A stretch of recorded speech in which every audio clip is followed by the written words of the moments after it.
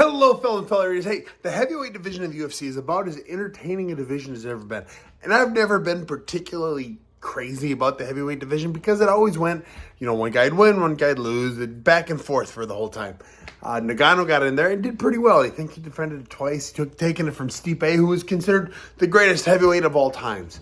And it's hard to argue. He was the one guy that defended the belt like 4 times. Crazy. Nagano left the division right around the time Jon Jones was moving up to the division, causing a lot of people to say Nagano was dodging Jon Jones. I saw it the other way around. Jon Jones wasn't fighting while Nagano was there, and then when Nagano said, all right, whatever, I'm leaving, Jon says, oh, wait a second, I'm coming. And it didn't work out for him. Now, Nagano's gone. Jon Jones got to fight Cyril Gane. And it was, I had picked Cyril to win, and man, was I wrong. Jon Jones made quick and easy work out of that boy. Cyril walked in there and looked scared like the whole fight. Anyways, Jon Jones took the heavyweight title. Yes, he's going to have a long reign. He's going to be the greatest it's ever been. And then Stipe says, hey, you know what? I want a piece. I'm going to take my belt back because I am the greatest it's ever been. And Jon Jones, looking for a way out, says, you know what? That sounds great because I could go out beating the greatest it's ever been. And then I would be the greatest that's ever been because I beat him. Fantastic news. Weeks before their fight was supposed to happen, Jon Jones got hurt. Like a legit injury, had to have surgery, bad stuff happened to him. And so the fight was off. But it was only a few weeks before the fight was supposed to happen. They needed a main event. So they said, hey, Stipe, you want to fight either Aspinal or Sergey? And Stipe said, no, I will wait for Jones. And so the UFC said, all right, Aspinal and Sergey, whoever wins is the interim title champion. I hate interim belts, but you need a title fight for pay-per-view, and it works. The fight went off. Aspinall won easy. Got on that mic, said what he wanted to say, and then very shortly after started calling out Jon Jones. Now, Jon Jones thinks he won't beat Aspinall. And I couldn't blame him for not. Aspinall looks very well-rounded, very good everywhere, and way bigger than Jones. Aspinall could very easily upset a Jones fight, especially in the heavyweight division. So Aspinall says, Jones, I want you. Jones says, I don't want you. I'm injured. I need time to recover. Plus, Stipe and I want to fight the greatest it's ever been. So at this point, Jones is still the heavyweight champion. Aspinall has a fake belt. He's the interim title. And nobody will fight him. The UFC said, okay, Stipe, how about you fight Aspinall? And Stipe said, no, I don't want Aspinall. I want Jon Jones, who is the greatest it's ever been. I want to go out. Both of them are looking for their last fight to be against one another. Because then both of them, whoever wins, could claim they are the greatest it's ever been. I think Jones beats Stipe. I think it'll be fairly easy. I think he'll be able to out-wrestle him, outstrike him. I think Jones is a better fighter than Stipe. Jones has fought better competition than Stipe. Jones never lost to DC like Stipe did either. Now, Stipe also knows that Aspinall is probably a really tough fight. So if he's going to go out, he wants to go out against the greatest it's ever been in Jon Jones, not some guy who just got an interim belt. So both of those guys do not want to fight Aspinall. Enter Pereira. Pereira steps up, wins his fight at UFC 300, and says, hey, I want to fight again at 301 is it in Brazil? Wherever it is. I want to fight again at 301. And the world's like, yes, let's get Aspinall versus Pereira. I don't know if it'll happen. I don't know if Aspinall will take that fight turnaround.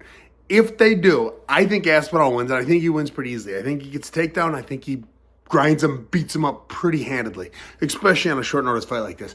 But let's say, actually, we'll go back. So if Aspinall wins, he's now defending an interim belt. I think Aspinall at that point has no right to say he's an interim champion. I think he is the champion if he defends an interim belt.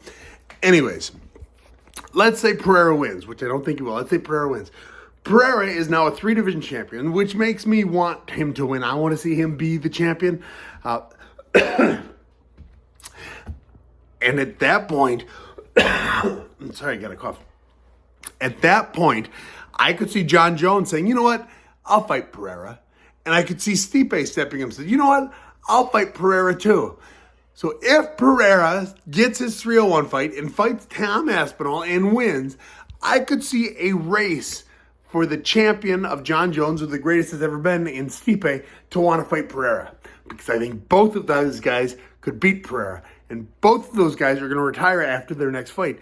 Both of those guys want to win their next fight so they can go walk off into the sunset saying, I am the greatest that's ever been.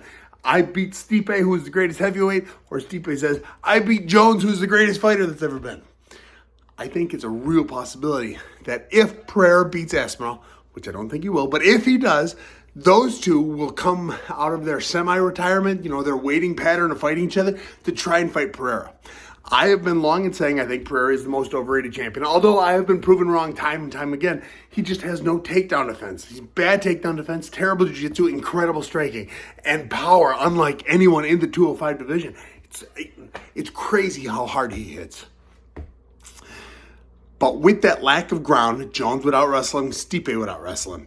And I just think it would happen immediately. And if Pereira were to beat either of those two, the division is wide open. I don't know.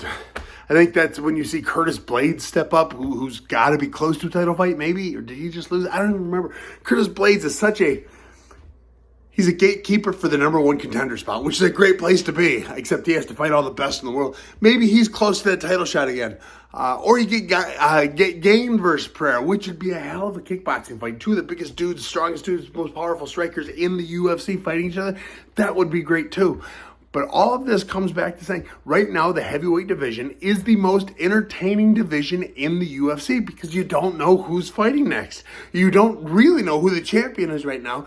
And both champions, both Aspinal and Jones right now, everybody wants to see them fight, whether it's each other or somebody else. They are two of the most enjoyable fighters ever. I'm not a big Jones fan because I think he's a cheater and I think he's tarnished our sport. But I can't deny how entertaining he is. I can't deny that when he steps in that ring, that electricity just emanates from him. Aspinal is starting to get that effect out of me too because he's such a well-rounded heavyweight. Heavyweights are good at one thing most of the time. They're not good at two things. Aspinal is good at like three things. Now you can get Cain Velasquez. He was good at more than one. But most people are good wrestlers, good jiu-jitsuers, a lot of power, good boxing. They're good at one thing. Most of their career, that's all they've had to be good at because they are so big. They get in the practice room and they only have to be better at something than somebody else. They don't have to be better at everything than everyone else. Now, Aspinal is one of those guys that could be better at everything than everyone else. He didn't get good at jiu-jitsu and say, all right, I'm good. He got good at jiu-jitsu and said, all right, I'm going to kickbox. I'm going to taekwondo. I'm going to learn to box. I'm going to do all of it. Maybe it was the other order, but you know what I'm saying. So what do you guys think? Tell me in the comments. Who is the rightful champion right now? And then more so, who should the champion, who should fight Pereira? Who would win the Pereira fight? I've got so many questions, and that is part of the joy of this heavyweight division right now. Is I don't know who the best is. I guess you have to say Jones, except he's injured and he won't fight. He refuses to fight the interim belt. You could say Aspinal, except he's not the actual champion. He had a short notice title fight against another guy who had a short notice title fight. But everyone's staying away from him, except for the 205 friggin' champion, Alex Pereira, who I would love to see him beat Aspinal, because a three-division champion, you don't see it often. Like, there was talk about Usman being the first one, and then I saw him as a middleweight, and it's like, he's kind of short. I don't think you could hang out with the 205ers. It would I imagine the little guys. So Hudo was close. I thought he beat Aljo, but it was close, so I'm not faulting anyone. But Pereira could be the first guy, and he could do it without having any wrestling. It's crazy. Anyways, that just thought I had. I was sitting in church this morning, and I should have been praying a little harder, but that thought just kept coming through my mind. The heavyweight division is so much fun right now. And then you have Aspinal, who's willing to jibber-jabber, too. You don't get those often. The heavyweights have always been kind of quiet. Now we got Aspinal, who's respectful, but fun to hear on the mic. I'm an Aspinal fan. I am. I thought he was going to... I picked Sergey to beat him, and I was wrong. I'm not picking against Aspinal against anyone else. I thought he was going to... I was wrong about him, too. I thought he was going to beat Curtis Blaydes, and then his knee popped out. I think Aspinal... I think he's got the means and the ability to be champion for a lot longer. Maybe until that 6'7" taekwondo guy gets in there. Anyways, thanks for watching, guys. Sorry I'm not in my studio. I was wandering around and had this thought and wanted to talk to y'all. So, hey, have a great day. Enjoy everything. God bless y'all. It was a good day for me. It's going to be a good day. I got to go fix my fence. The stupid goats keep getting out. I've put so many electric fences up, and they keep finding a way to get out. I don't know how they're doing it. Anyways, I got some work to do. Have a good day. Have a good night. And we'll talk to you all real soon. Thanks again.